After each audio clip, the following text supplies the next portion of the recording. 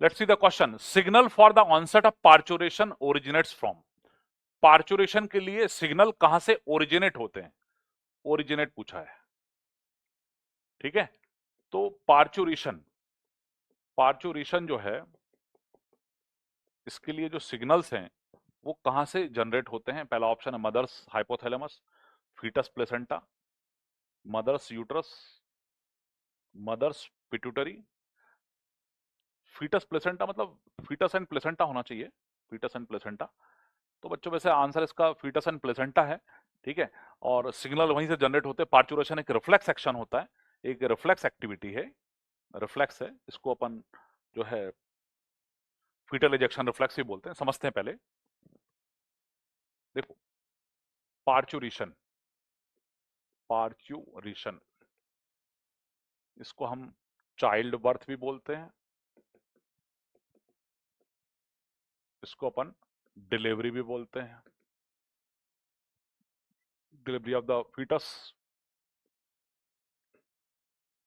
भी बोलते हैं इसको। ठीक है, तो होता क्या है, जब बच्चा यूट्रस में होता है, फुल्ली मैच्योर हो गया है, तो फीटस डिस्ट्रेस होता है। डिस्ट्रेस मतलब बच्चा जो है थोड़ा फिजिकल स्ट्रेस में आएगा, तो उसकी जो हाइपोथैलेमस और पिट्यूटरी एक्सिस है, हाइपोथैलेमस पिट्यूटरी एक्सिस, वहां से एसीटीएच रिलीज होता है जो स्टिमुलेट्स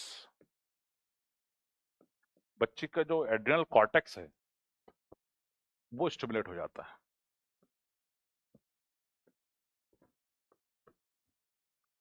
फीटस जब स्ट्रेस में आता है, कोई भी इंसान स्ट्रेस में आता है, तो उसके अंदर स्टेरॉइड का लेवल बढ़ता है, तो release of steroids, release of cortisol, cortisol जो हार्मोन है, कॉर्टिकोस्टेरॉइड, वो रिलीज होता है।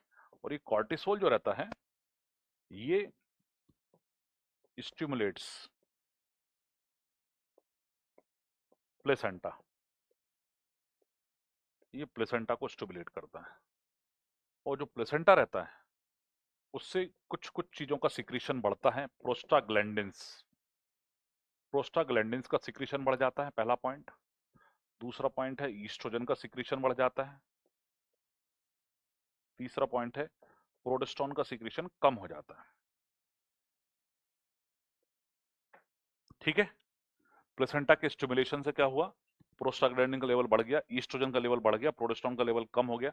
मतलब ऐसा भी बोल सकते हैं ईस्ट्रोजन अपॉन प्रोजेस्टेरोन ये भी राइज हो जाता है। ठीक है, तो ये सब बातें हैं। इसके बाद मैटरनल, मदर की जो पिट्यूटरी ग्लैंड है, मैटरनल पिट्यूटरी, वो स्टिमुलेट होती है,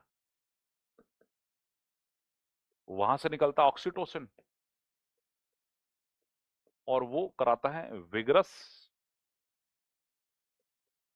कॉन्ट्रैक्शंस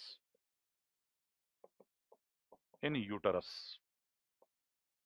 ठीक है, ऑक्सीटोसिन का रिलीज हुआ। इसके अलावा मैटरनल जो ओवरी है, मैटरनल ओवरी, ओवरी के अंदर होता है corpus luteum, corpus luteum, corpus luteum से निकलता है रिलैक्सिन हार्मोन।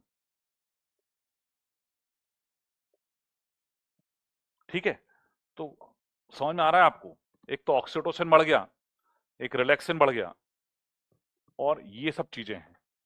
तो ओवरऑल ऑक्सीटोसिन की वजह से यूट्रस में कॉन्ट्रैक्शन होगा। रिलैक्सिन हार्मोन जो निकला है वो मदर की प्यूबिक सिम्फाइसिस जो है, पेल्विक गर्डल, यहाँ की जॉइंट्स को रिलैक्स करेगा, लिगामेंट्स को रिलैक्स करेगा, ताकि बच्चे की डिलीवरी आसानी से हो पाए। यूट्रस में कॉन्ट्रैक्शन होना, सर्विक्स का डायलेट होना, और जो प्यूबिक सिम्फाइसिस इनका रिलैक्स होना, तो बच्चा बाहर आएगा। उसको फीटल इजेक्शन रिफ्लेक्स भी कहा जाता है, पार्चुरेशन रिफ्लेक्स भी कहा जाता है। इसको अपन क्या बोलते हैं, foetal ejection reflex, foetal ejection reflex भी कहा जाता है इसको। ठीक है, तो ये फीटल इजेक्शन रिफ्लेक्स, स्पेलिंग थोड़ी चेंज करना पड़ेगी।